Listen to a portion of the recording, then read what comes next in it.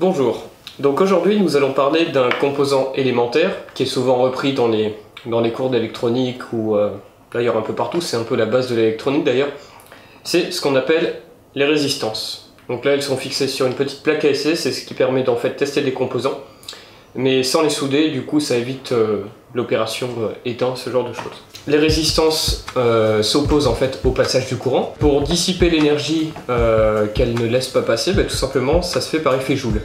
L'effet Joule, donc, c'est ce qui fait chauffer les résistances et donc c'est ce qui est utilisé dans les convecteurs électriques, enfin tout le matériel chauffant qui peut exister pour le grand public. Donc nous allons parler d'abord des codes couleurs. Donc généralement il y a 4 couleurs sur une résistance. Donc il y en a 3 qui permettent de calculer la valeur et puis une qui permet de calculer la tolérance. La puissance tolérée par une résistance, c'est la puissance maximum qu'elle peut tout simplement dissiper en chaleur. Le principe du code couleur, c'est en fait de déterminer la valeur d'une résistance sans avoir d'outil de mesure. Ça va du plus foncé au plus clair. Par exemple, le noir, ça a une valeur de 0. Et le blanc, ça a une valeur de 9. Sauf pour le multiplicateur où ça va de 1 à 8. Les deux premières couleurs vont en fait définir la valeur. Ça peut être 3 selon votre modèle de résistance. La valeur directrice, si on peut dire ainsi. Et ensuite, ça va passer par un multiplicateur.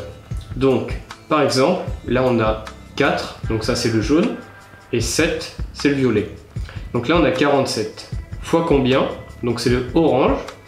Donc c'est fois 1000 en fait. On peut également le calculer à partir de puissance de 10, 10 puissance 3, etc.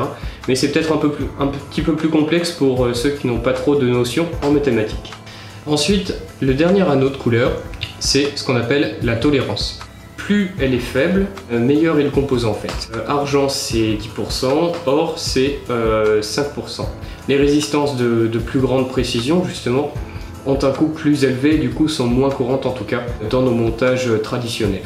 Maintenant nous allons parler donc d'association de résistances. C'est-à-dire prendre par exemple ces deux résistances là et donc on va s'imaginer que ça n'en fait plus qu'une.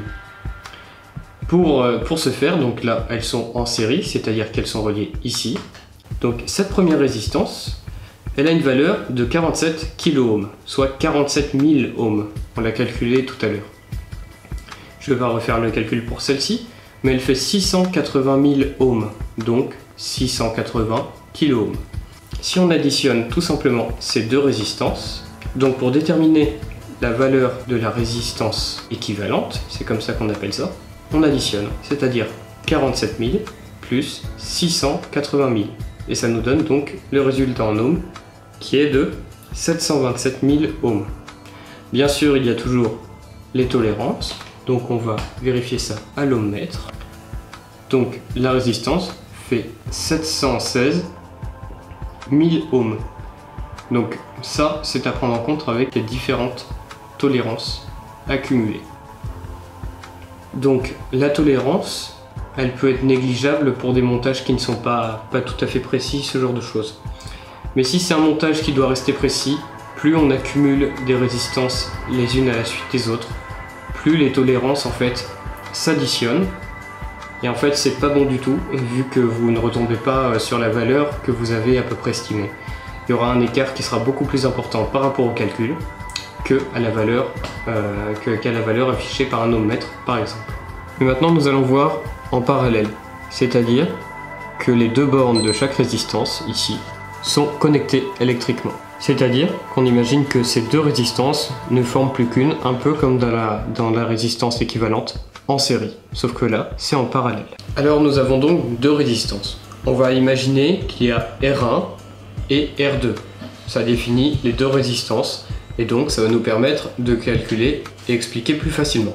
La valeur de la résistance équivalente sera R1 fois R2 divisé par R1 plus R2. Attention aux priorités de calcul. Pour vérifier son calcul, il y a une technique toute simple. C'est prendre la résistance de plus faible valeur.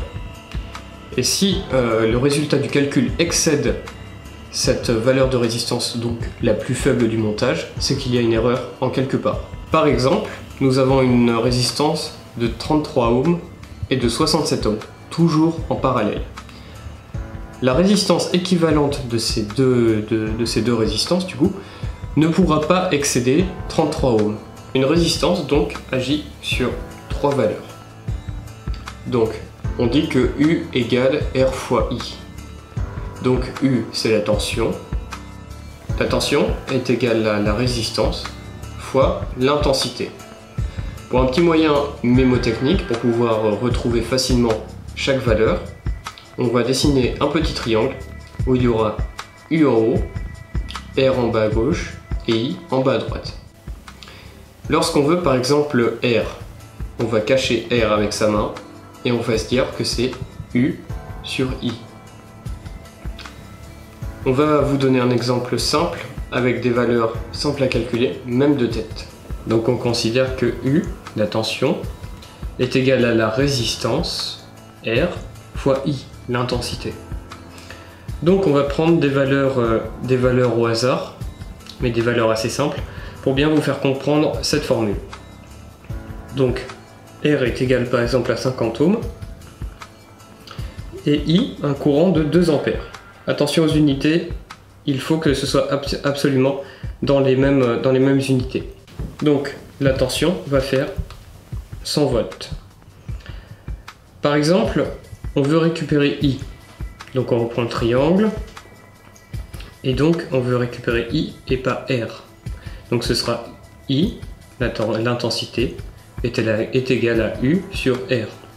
Donc 100 divisé par 50 ohms. 100 volts divisé par 50, donc ça nous fait 2 ampères.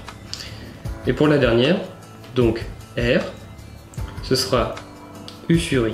Pour obtenir R, on aura besoin de U divisé par I. U la tension, I toujours l'intensité. Donc 100 divisé par 2, ça nous fera 50 ohms et on retombera donc sur la résistance. Cependant, attention aux conversions d'unités.